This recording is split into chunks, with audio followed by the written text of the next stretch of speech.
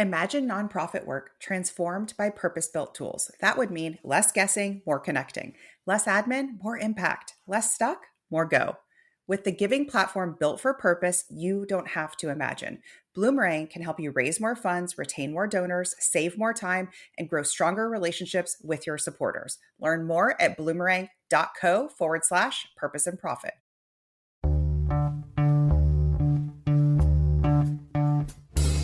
Welcome to the Purpose and Profit Club podcast for nonprofit leaders, mission-driven creatives, and social entrepreneurs. Get ready to stop dreaming and start doing. Here, ideas become action. We prioritize purpose and profit. You ready? Let's go.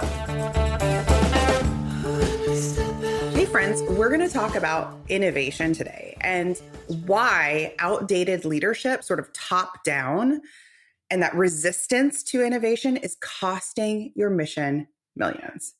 Before I dig in, I want to share, I had a call with a new organization that joined the club recently, and we were talking about their street team and what that would look like.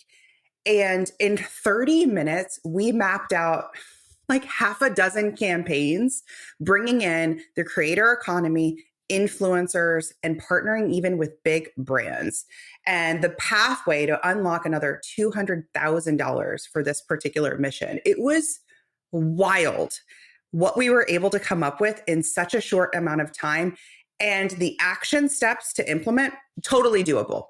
Totally doable. It was like, okay, which campaign do you want to roll with first? Where's the low-hanging fruit here? What are the next steps to go create and pitch and develop your street team? Which, by the way, very simple. We have a complete align and amplify framework inside of the Purpose and Profit Club coaching program that goes over that. But it was like, I left so excited. She left so excited and just like, oh, can you imagine bringing that to your board? Like, it's done. And you're like, check out what we created. And all of a sudden there is this buzz about your organization online. And then you back it up with, funding. You back it up with followers. You back it up with social shares. You back it up with new subscribers, new volunteers. You back it up with the impact all over in person and online for your organization. So I'm so excited for her. I'm so excited that she joined. And it's just going to be such a fun case study for us to develop together and see how these collabs happened without paying these influencers a dollar. One of the pieces I really honed in on her and we talked about was, this is an influencer or creator. When they say yes to be a part of your street team, this is them repping you, right? So they're like, oh my God, I'm so excited to be a part. I'm so excited you asked me. This is an honor. This is a gift. And how do you create that? So very simple. We teach it inside the club, and then I support organizations to build out their street team, to mobilize them, to, figure out, where do I find them? Where are the simple yeses? Where are they? Where are the easy yeses? So we walk through that. So all of that first required this particular staffer to be in a position where she could say, here's what I want to do. I hear you. You want us to raise more. For them, visibility is also huge, more than fundraising. So it's like, we really need this awareness nationally. She's like, I hear you. Here's how we're going to do it. Here's the next step. Now, she didn't show them some best practice from 1990 or even 2000. She's like, here's the forward-thinking model that even with a small staff, we can accomplish. And it was joining the club. So that requires leadership, whether it's board members, the executive director, the CEO, that leadership to understand if you want a different outcome, you have to take a different action. So let's kind of set the stage here. I often see the boards, I love you, but you're often very disconnected to the reality of actually running an organization. Very little. Very disconnected. You pop in for your quarterly, maybe monthly meetings, couple of emails, and you pop back out, right? And so there is this mindset of like, oh, well, I'm oversight, but yet in practice, they have no idea what it takes to run and grow a nonprofit. And then there's this dissonance. Most board members come from the for-profit sector, which we love, right? We love it. Now, in the for-profit sector, there is a culture of investing in tech, investing in talent, investing in new and bold strategies. But then in the nonprofit sector, these same board members are expecting you to make miracles on a shoestring budget, right? Well, don't invest in that tech. It's too expensive. Well, we can't pay our staffer that much. That's too much, right? We got to pay them the minimum, right? So here's what I want to offer. Playing it safe is costing you big. So I want you to think about today as a pattern interrupt. It's like you've got a habit going and we're going to pattern interrupt today. So your leadership needs that fire and they need that passion. And that starts with you. You have to present that to them. You have to show them a different, better, newer, stronger way. So it's going to take you to rise up and show them, right? And your willingness to challenge the status quo. That's going to be really, really key to moving from this outdated leadership model that is costing you millions and is costing you so much time as the staffer and actually change this, okay? So most boards, most leadership kind of ignore these essential trends that could be driving your organizational growth so much faster. What do I mean? Modern tools, modern fundraising tools, CRMs, modern tools online that could reduce friction. So this could be automation, this could be digital campaigns, donor engagement platforms. These cost money, okay? All of these cost money. And they make you money faster, right? And yet there's this culture of like, well, hang on, there's something that we've always been on that, doesn't cost us much, right? Or this one's basically free, so let's just do the free one. Like, that technically Excel could be your CRM, right? So for many new organizations, it kind of is sometimes. It's basically a Google Sheet or Excel. That technically could be where you keep your donor lists and your email addresses and anything like that. And do you know that so could Nordstrom. Nordstrom could say, let's keep all of our customer information in Google Sheets or Excel instead. And I can't even finish the sentence without laughing because it's ridiculous. It would be a ridiculous way because I would call Nordstrom and say, I have a return. And do you know how many Christina Edwardses there would be on that sheet? Do you know how long it would take? And then the bandwidth of doing this slow way, but you're like, yeah, but it's free. It's free. No, I want Nordstrom and every retailer I shop with to have a robust customer management system. So I never have to call them. I can just pre-pack and ship my return, get what I need when I need it, right? And that saves them time and money. And then I go there and shop with them because I enjoy the experience, okay? So the avoidance of these modern tools is costing you money because there is friction everywhere in your donation experience. Meaning, my litmus test is, can I donate from my couch? Can I donate to your mission right now, today, if I'm sitting on my couch? That means I got my phone in my hand, you sent me an email, or I saw your post on Instagram. Can I click the donate button? Or is the experience so terrible and so full of friction that I say, forget it? So what is friction? Friction is not mobile friendly, not mobile first. Friction is having to click through too many screens. Friction is having to enter in way too much information or have it not pre-populate. Friction is having to go get up and grab my credit card. Friction is trying to remember my PayPal login, if that's all you take. Those are all friction, okay? There are better tools out there that can expedite this process. So by the time I get your email, click the donate button, it's 10 seconds. If you need help with those tools, send me a message and I'll send you my favorite ones. You can also go to splendidatl.com/tools. There's some favorites there too. Okay. So I want you to think about, this is an upfront and sometimes ongoing fee, but they deliver massive ROI. Think about all the Christinas of the world who aren't donating because there's so much friction because you're trying to save $3 on a transaction fee. Stop it. Don't do that. So don't have this lens of nickel and diming your growth versus what smart investments do I want to take today that could help unlock a 10x return?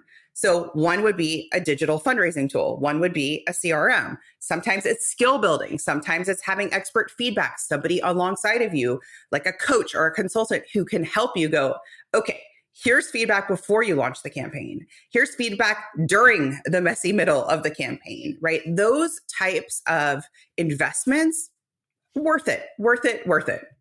So fear is the root of the resistance here.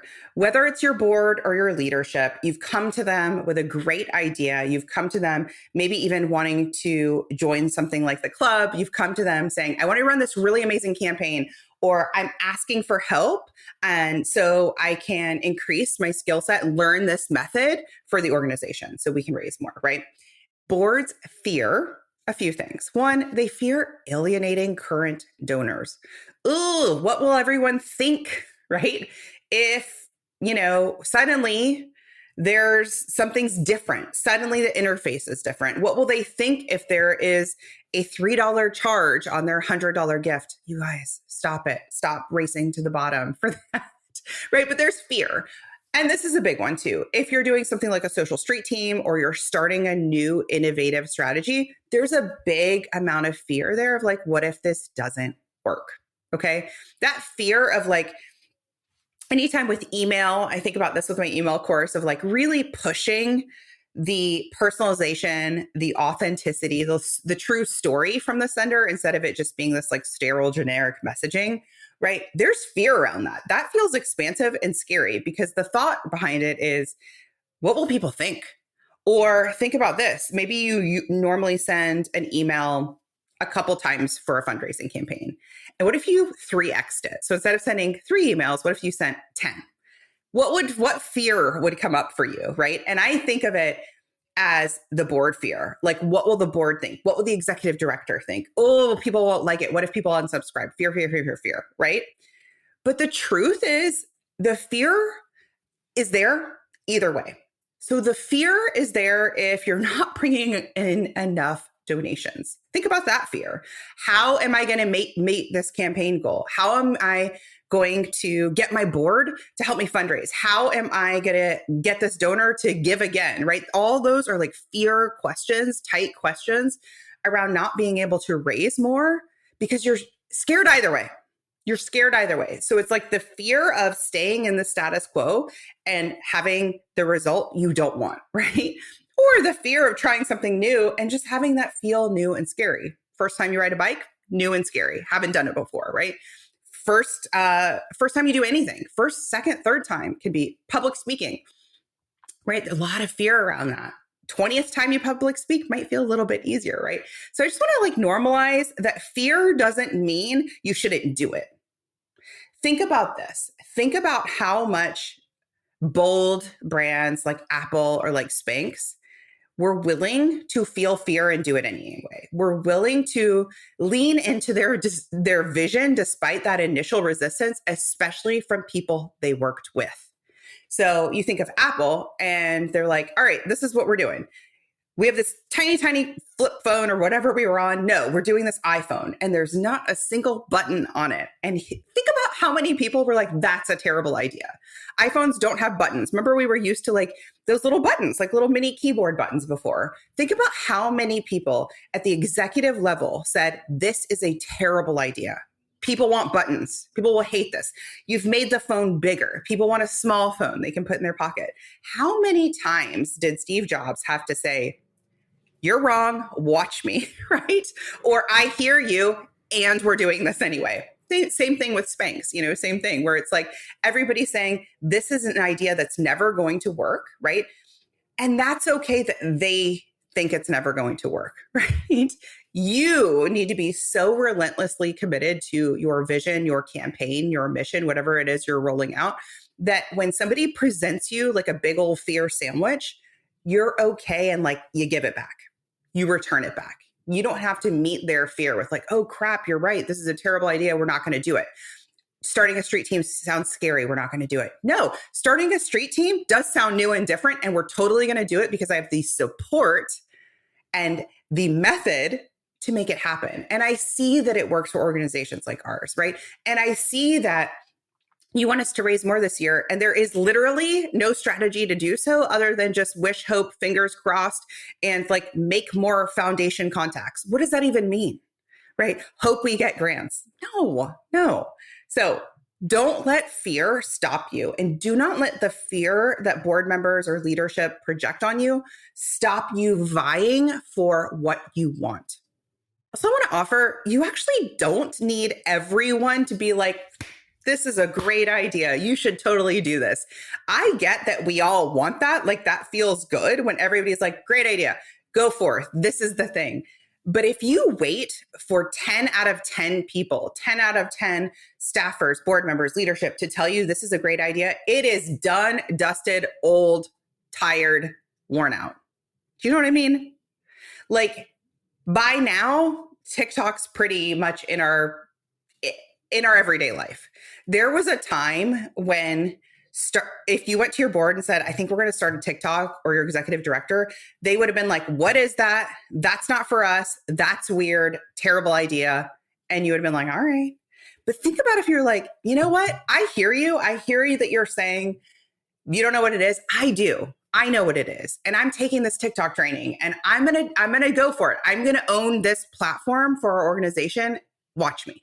I think about an organization that came to me, the Live Like Lou Foundation, and they came to me with a really large spreadsheet, actually, 10,000 plus names. That's what they were using.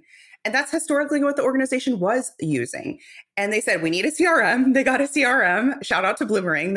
They joined Bloomerang. And then that was like their first level of like, okay, just because technically we could keep going with this Google sheet doesn't mean we should. Should we invest in tech? Yes. Then they said, okay, this is our cadence of email. This is what our email content sounds like. These are our messaging. And they came to me and we totally revamped the whole thing. Like, we said, okay, we're doing it in a completely refreshed way. And that refresh meant that I pushed them in two areas. One, I pushed them on story to get more personal, to get more authentic, to get less sterile. And two, I pushed them on frequency. So I really upped their frequency. And what was wild was, even though there was that fear, of course, what if people unsubscribe? What will people think? This is not what they're used to, et cetera. Their open rates went up past 60%. Okay, 60%. Now, when they run a campaign, the campaign that followed that, they 2x their goal before the end of the day. Because their audience was primed, right? Their audience was already very, very warm, very, very engaged, and it made it feel so much easier. So the big takeaway here was breaking away from like safe practices with email, safe practices with marketing and online fundraising, and moving into innovation, moving into bolder, consistent communication, made their donor base become highly engaged and take action.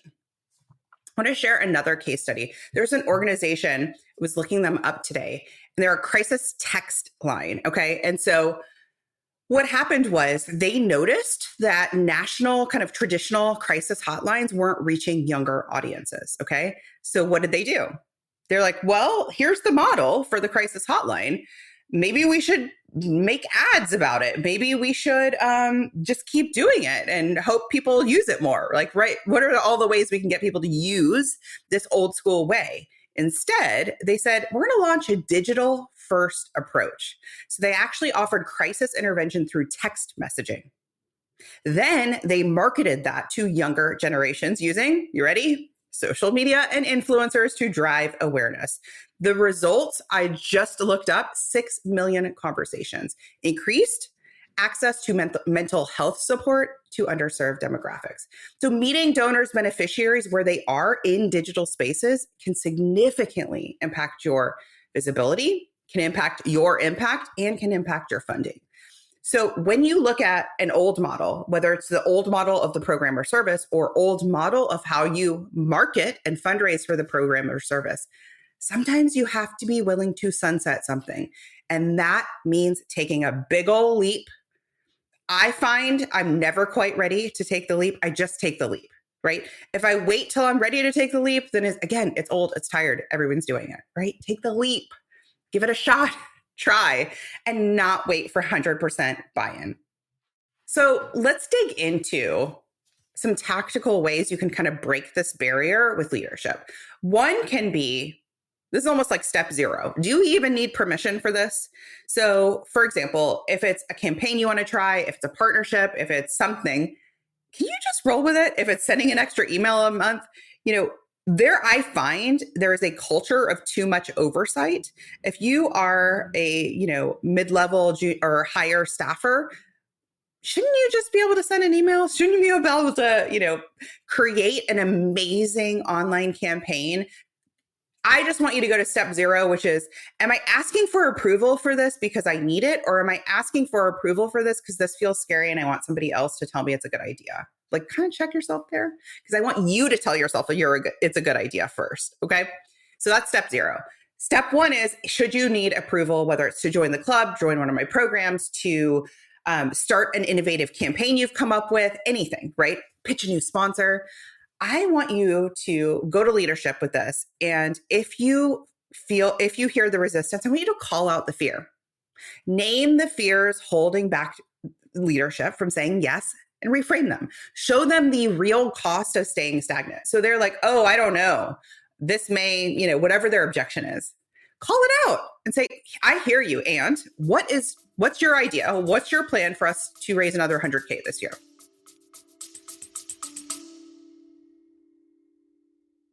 Nonprofit leaders, the club is open. Slow fundraising cycles are out and fast, bold, scalable growth is in. This isn't business as usual. The club gives you the blueprint and the coaching support to double your next campaign, turn followers into funders, and tap into the $127 billion creator economy to drive major funding without extra staff or stress. Book a free game plan call with me today, and let's map out your next record-breaking fundraiser. Then shut up. See what they say. Okay. You want to be, it's like going toward instead of going away. I like to think of these meetings as, of course, they're not going to be like nodding along in agreement. This is the first time I've ever told them this idea, or this is the most fiery time I've ever told them this idea.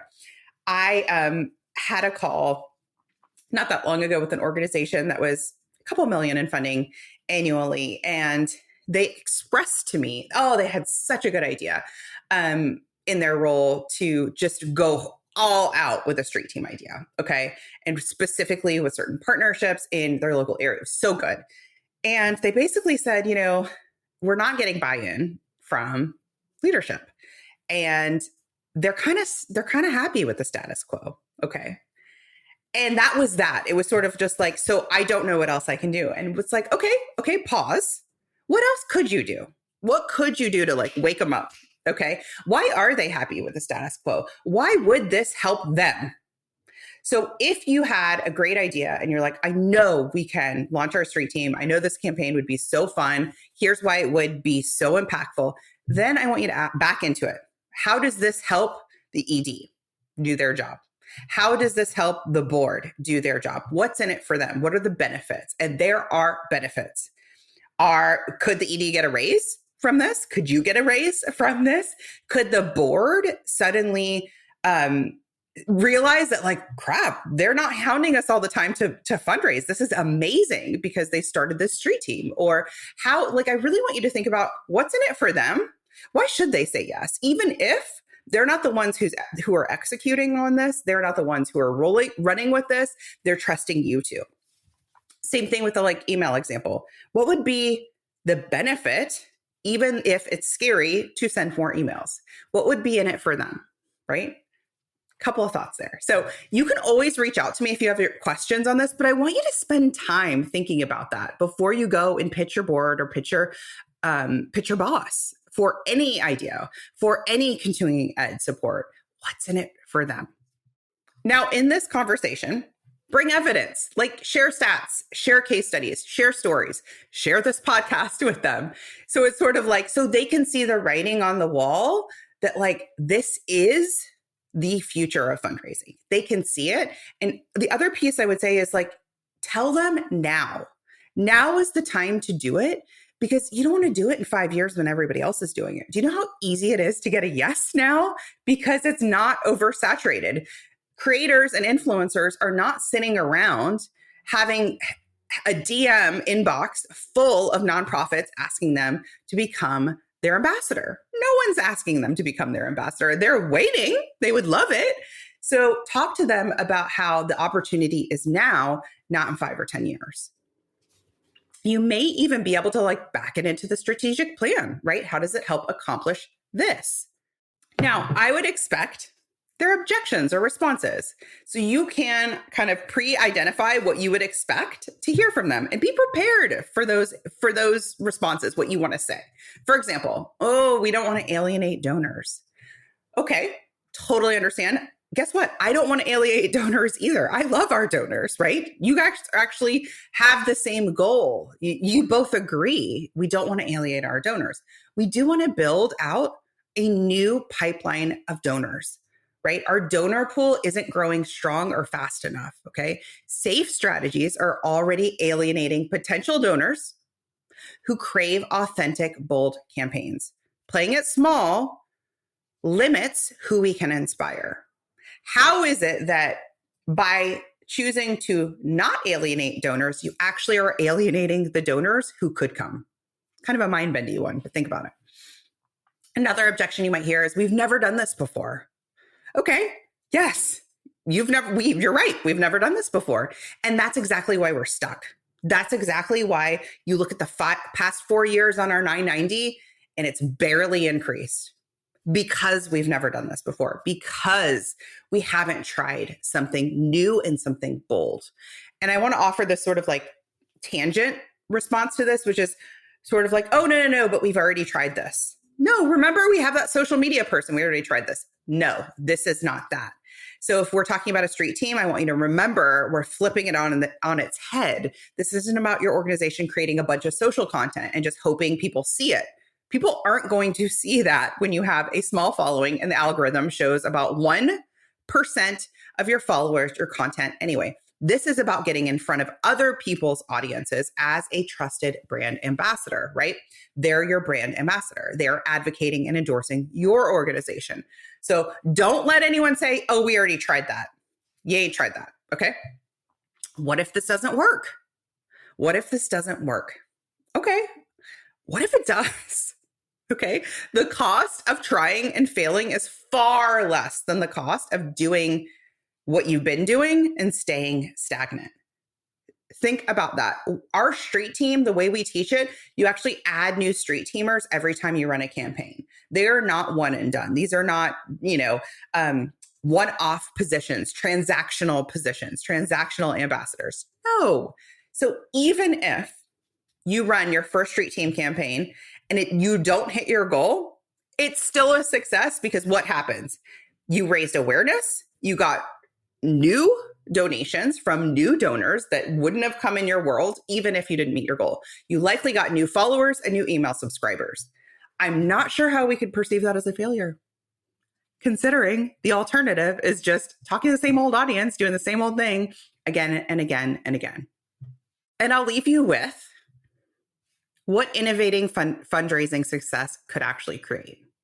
The big viral movement of the Ice Bucket Challenge, $220 million raised for ALS research. Think about it. It put ALS on the map. If you were like me and had never heard of ALS, you heard about it when a bunch of people were dumping ice water on themselves all over Instagram and Facebook at the time. Think about that. Now, if you sat in a boardroom or you sat in a meeting with leadership and you pitched them this idea, what do you think they said? I'm sure they said, that's crazy. What are you talking about? Dumb idea. Think about all the pushback. Why? What does dumping ice have to do with ALS? I don't get it, right? A lot of that pushback. And yet somebody said, and we go, and we're trying it. And this is work worth doing because we have a disease to find a cure for. I love that passion. It's like, let the ripple effect happen, but you have to be the one to get out of your own way. And you have to be the one to let your board or leadership also help get out of the way too, by showing them what's possible, okay? And by believing in it too. So this isn't just about breaking through with board or leadership. It's about really breaking through for your cause. How else do you want to do it if not for a street team, if not for, ditching outdated, boring storytelling or old school fundraising galas, right? What is your plan, right? All I see all day, every day are causes that can't afford to wait, that cannot survive on like okay money, that cannot survive on okay, like crumbs, when you need a flood of donations. You need a flood of donations. You can't take that trickle. And I think it's the trickle that fools you, is you think, well, we're doing okay. We're doing okay. We're staying afloat. And it feels like that okayness is a sign that it's working. And instead, I want you to view that okayness as like a drop in the bucket. If you had more funding, what would you create? We have organizations that are literally launching programs 3 years early because they got enough funding to do so in the club. That's what I want for you. And they could have said instead, we're running. We have our program. It's happening. We'll get there. We'll get to that place in 3-5 years for that second program. Okay. No, this can't wait. Our cause can't wait. So start having these hard, but maybe not so hard conversations with your board and leadership. Be that catalyst for change, because your cause deserves nothing less than your own fire and passion and advocacy. And it deserves people to advocate for it alongside of you. I will see you next time. As always, I'm here. If you need me, book a call with me. And if you're like, I'm ready for this, I know I want to work with you, but I'm not sure where to work with you, I'm going to give you a little, offer, which is book a call with me. We'll go over the 3 steps. What I do for my sales calls is I go over where I want you to focus. So I listen to what's been kind of your challenge, where you want to go this year and beyond. And they will give you 3 steps to focus on this year. So the calls are very, very valuable for action taking and just to orient you. So I like to think of it as like the calls by the end is like you have directions to plug in your GPS. So that's not just me just selling you about a program that I offer. I'm in fact listening and sharing where I think the next 3 phases for your organization are. All right, I'll see you next time. Hey, high achiever. I know your sights are set on ambitious, world-changing goals. In the Purpose and Profit Club group coaching program, you can get the support, motivation, and strategy to accelerate your impact. I like to say it's where the inner work meets a big impact and big funding. Go to splendidcourses.com/waitlist and you will be first to be notified when we open up doors, and you'll get special bonuses when you join our waitlist. See you inside.